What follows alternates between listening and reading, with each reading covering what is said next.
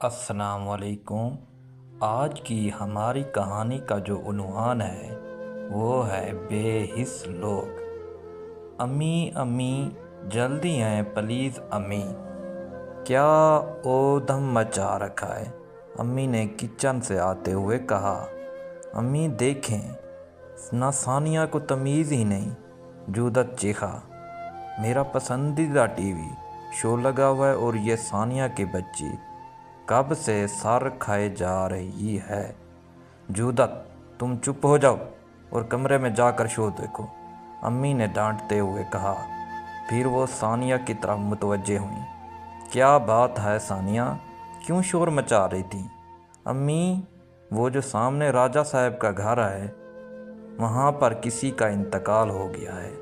आप प्लीज़ जाएं और पता करें। वहाँ से रोने की आवाज़ें आ रही थीं।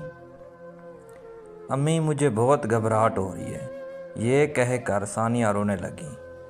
हमारे कुछ नहीं लगते। अरे नहीं बेटा, ऐसे नहीं रोते, इंतकाल तो उनके घर हुआ है, तुम क्यों रो के हलकान होती हो? लेकिन अम्मी, वो हमारे हमसाए हैं और ये उनके हकूक़ की खिलाफ वर्जी है। आप सानिया, मुझे लेक्चर देने की ज़रूरत नहीं, आप कमरे में जाओ और आराम करके, तुम थक गई हो। मुझे सब पता है, हकूक़ हो ना हो मैं नहीं जाती, सानिया की अम्मी ने गुस्से से कहा और किचन में चली गई। सानिया एक आह भर कर रह गई। उसको जूदत पर बहुत गुस्सा आ रहा था, जो इतनी ऊंची आवाज़ में गाने लगा कर बैठा हुआ था। अगर जनाजे में न जाता, कम अज़ कम गाने तो बंद कर देता। इस वाक़ये को 4 रोज़ बीत गए थे। सानिया की अम्मी ने खुद तज़ियत के लिए गईं और ना सानिया को जाने दिया। सानिया माँ की हरकत पर बहुत ही परेशान थी और सख्त बीमार हो गई। इसकी तबीयत कई रोज़ तक ना संभल सकी। सानिया की अम्मी कहती, पागल लड़की है, इनकी मौत पर इसको टेंशन लेने की क्या ज़रूरत है। इस तरह दिन गुजरते गए और एक दिन जब सानिया और जूदत के अब्बू के दफ्तर से कॉल आई, फ़ोन सुनकर सानिया की अम्मी सकते में आ गई और सानिया के झंझोड़ने पर रोने लगी। जूदत और सानिया के पूछने पर बताया कि इनके अब्बू का एक्सीडेंट हो गया है और वो हॉस्पिटल में है। वो सब हॉस्पिटल में दौड़े। वहाँ जाकर पता चला कि उनके अब्बू इस जहान फ़ानी से कूच कर गए। बस फिर क्या था, सानिया के पैरों तले ज़मीन निकल गई। जूदत भी खूब रोया, लेकिन उसकी अम्मी की हालत सबसे गैर थी। ये खबर सुनते ही वो कोमा में चली गई। जूदत और सानिया के अब्बू को दफनाने के 2 हफ्ते बाद उनकी अम्मी को होश आया। सानिया बेचारी बाप के चले जाने के बाद माँ की इस हालत पर रोती थी।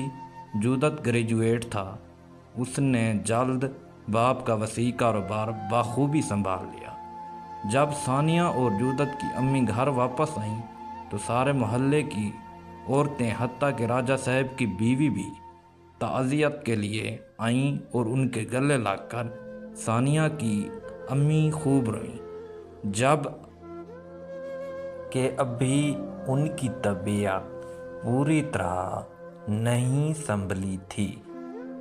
राजा साहब की बीवी रोज़ाना आती और उनको तसल्ली देती थीं और सानिया की खाने में मदद करती।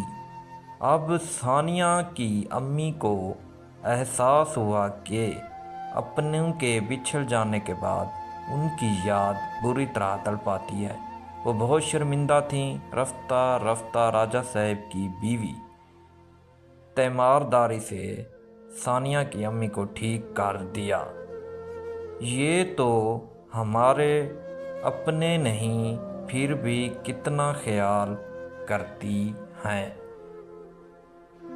देखा बच्चों, आजकल के लोगों का खून कितना सफ़ेद हो गया है। किसी को किसी के दुख दर्द का एहसास नहीं। پہلے جب کوئی ہمسایہ مرتا تو اپنے جیسا دکھ ہوتا، پر اب تو لوگ بے حس ہو گئے ہیں۔ جب تک انسان کے اپنے ساتھ وہی حادثہ پیش نہ آ جائے تب تک وہ کسی کے درد کا احساس نہیں کرتے۔ تو بچوں، اپنوں کو کھونے سے پہلے دوسروں کے دکھ درد کا احساس کریں اور ہمسایوں کے ہر دکھ درد اور سکھ میں شریک ہوں۔ وعلیکم السلام۔ ایسی مزید دلچسپ کہانیاں سننے کے لیے ہمارے چینل کو سبسکرائب کریں اور بیل آئیکن ضرور دبائیں۔ شکریہ دوستو۔